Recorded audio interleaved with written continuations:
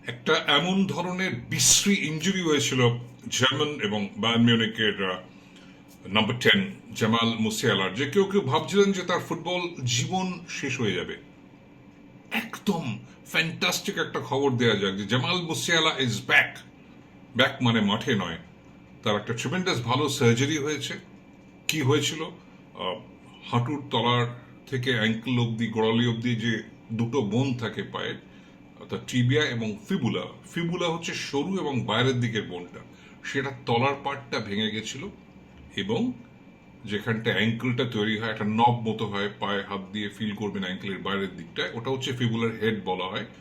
সেই জায়গাটা একদম চুরমার হয়ে গেছিল এবং তার সঙ্গে অ্যাঙ্কেল যে লিগামেন্ট সেগুলো ছিঁড়ে গেছিল এবং স্ট্রেসড হয়েছিল।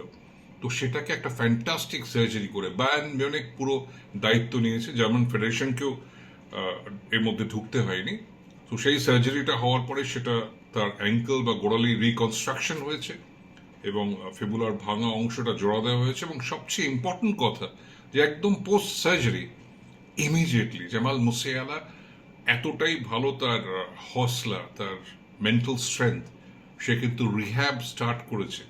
এবং এইখানটায় প্রশ্ন যে সে কবে মাঠে ফিরবে, যেটা তার সমস্ত ভক্ত বা ভারতে প্রচুর জার্মান সমর্থক আছে, বাংলাতেও অসংখ্য রয়েছে, তারা জানতে চাইছে যে কবে Jamal Musiala will be back on the pitch, number 1।